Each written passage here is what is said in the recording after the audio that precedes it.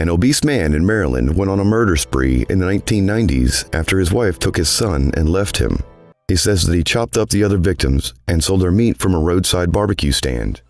Hai semuanya, gimana kabar kalian hari ini? Semoga baik-baik aja ya. Hari ini aku akan nemenin kalian dengan cerita yang pastinya tuh menarik untuk kalian dengar.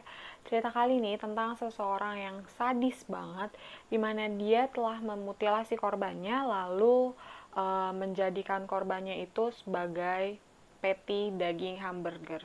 Gila banget ya. Langsung aja yuk ceritanya.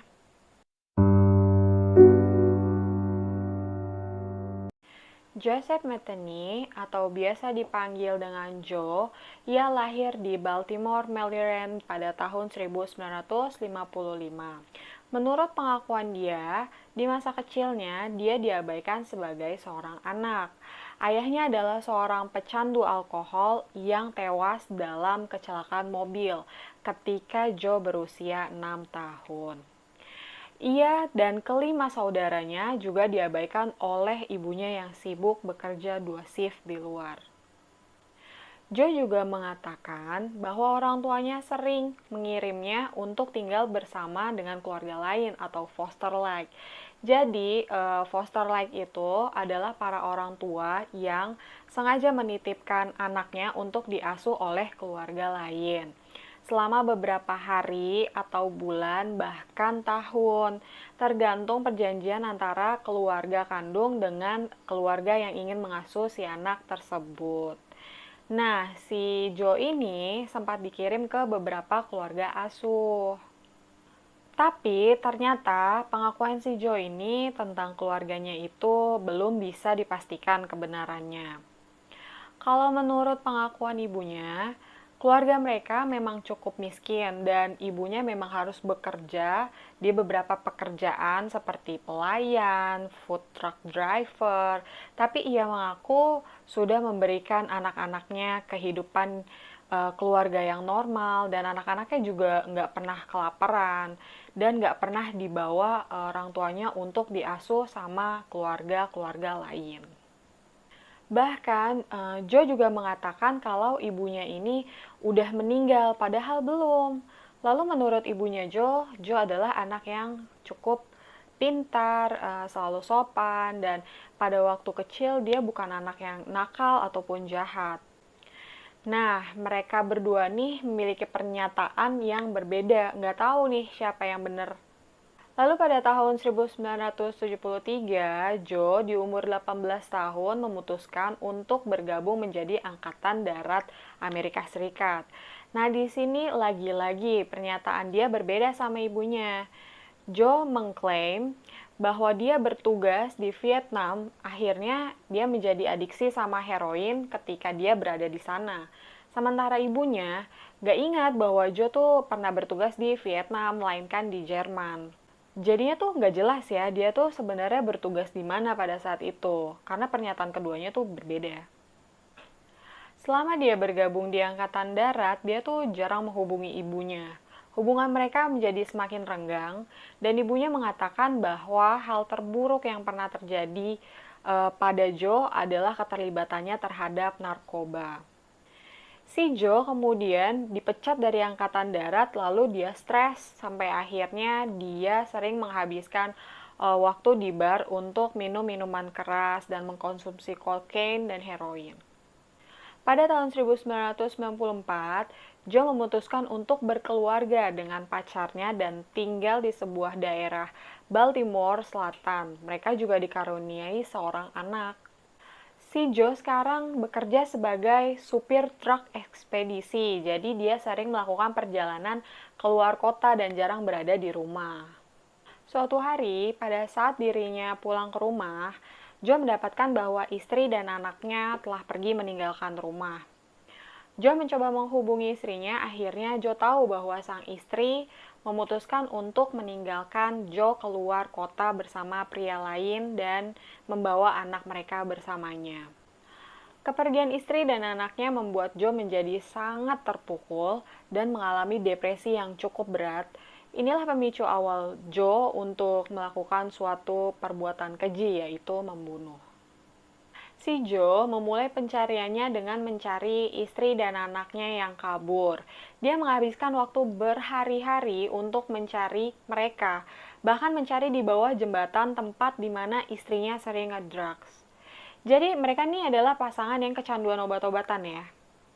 Nah, di jembatan itu dia nggak ketemu sama istrinya, melainkan dua orang gelandangan yang dia yakin suka ngedrugs bareng sama istrinya. Si dua gelandangan ini bilang kalau mereka nih nggak tahu istri dan anaknya Joe. Ini di mana akhirnya Joe malah membunuh dua gelandangan ini menggunakan kapak besi. Setelah membunuh kedua gelandangan ini, si Joe sadar kalau seorang nelayan di dekat mereka yang mungkin ngelihat Joe telah melakukan pembunuhan itu. Padahal belum tentu nelayan itu melihat pembunuhan itu, tapi Joe tetap membunuhnya karena takut ketahuan. Tiga pembunuhan pertama ini membuat Joe panik dan akhirnya dia ngebuang ketiga mayat itu ke sungai untuk menghilangkan bukti. Tapi dia akhirnya tetap ditangkap atas tuduhan pembunuhan dan menghabiskan waktu 1,5 tahun di penjara dalam kota sambil menunggu sidang.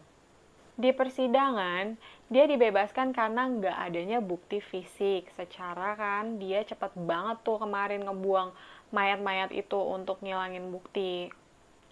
Setelah bebas, Joe kembali pada misinya untuk mencari istri dan anaknya yang kabur. Hasrat membunuh Joe semakin bertambah setelah dia keluar dari penjara.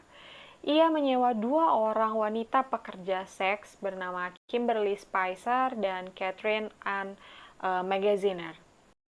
Dia panggil mereka berdua ke rumahnya, tapi bukan untuk bersetubuh dengan mereka, melainkan Joe malah membantai dua wanita itu.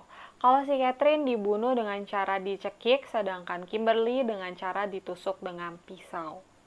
Kali ini Joe sudah menemukan cara lain untuk menghilangkan jejak pembunuhannya. Dia tidak lagi membuang mayat-mayat ini ke sungai, melainkan dia memutilasi mayat-mayatnya, mengambil bagian daging mereka untuk dicincang dan dimasukkan ke dalam sebuah toples besar, lalu disimpan ke dalam freezer rumahnya.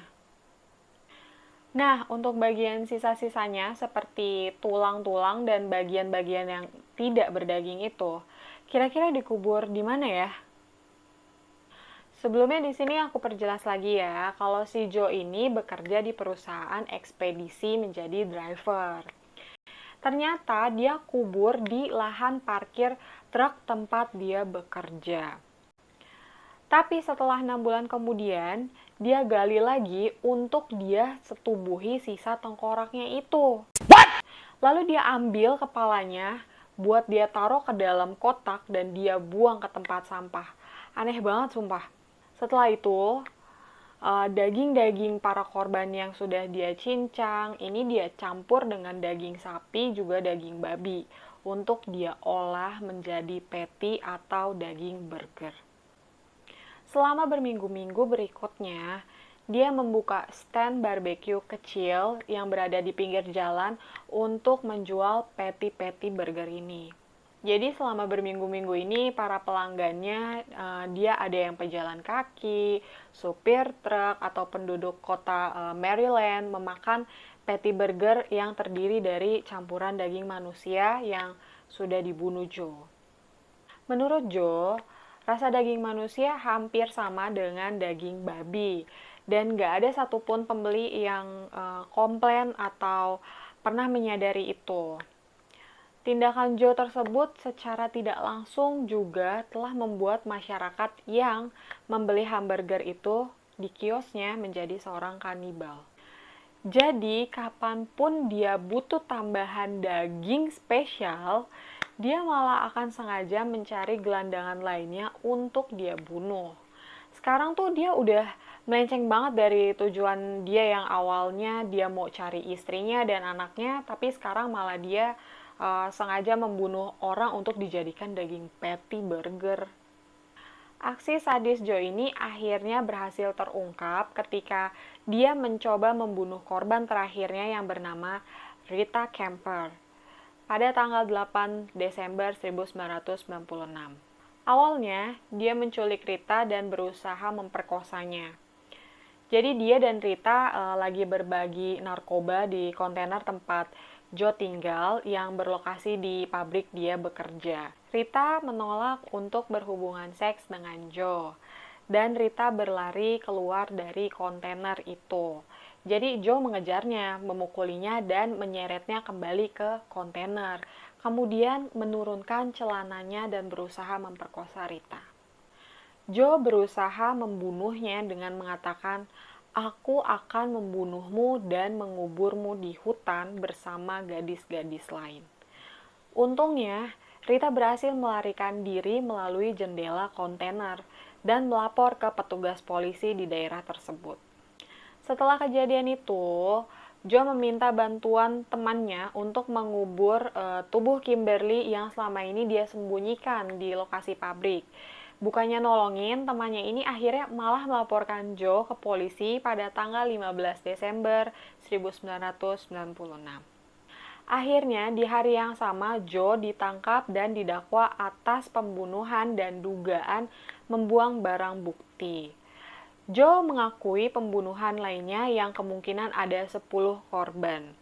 Korban-korban Joe sebagian besar adalah PSK dan gelandangan, di mana dia memilih PSK yang berkulit putih dan kecanduan heroin serta kokain. Pembunuhan tersebut juga melibatkan serangan seksual yang brutal meskipun nggak ada bukti dari sebagian besar kejahatan itu selain dari pengakuannya sendiri. Pas diadili, pengacaranya mengatakan bahwa ia menyesal dan obat-obatan juga alkohol yang mengubah kepribadiannya dan membuatnya melakukan kekerasan. Tapi sepertinya tuh supaya dia dapat hukuman lebih ringan aja, padahal sebenarnya dia nggak nunjukin penyesalannya sama sekali. Bahkan dia mengatakan bahwa dia melakukan pembunuhan karena dia menikmatinya dan nggak ada alasan lain. Satu-satunya hal yang paling disesali adalah dia nggak sempat membunuh mantan istrinya dan selingkuhan mantan istrinya. Awalnya dia mendapat hukuman mati, tapi hukuman mati dikurangi menjadi hukuman penjara seumur hidup atas dakwaan pembunuhan berantai dan aksi kanibalismenya dia. Joe Metheny sendiri dikabarkan telah meninggal di dalam selnya pada tahun 2017 lalu. Nah, itu dia tadi cerita tentang Joe Metheny yang membunuh banyak orang untuk dijadikan patty burger. Bahkan dijual lagi, guys. Si Joe ini bahkan sempat berpesan loh, kalau kalian lagi jalan, terus tiba-tiba ada kios hamburger dadakan, kalian perlu ingat cerita dia ini sebelum kalian membelinya. Makasih banyak yang udah nonton video ini sampai habis, dan kalau kalian mau aku bawain cerita menarik lainnya, jangan lupa untuk like, komen, juga subscribe, dan share video ini ke teman-teman kalian ya. Sampai jumpa di video selanjutnya, dadah!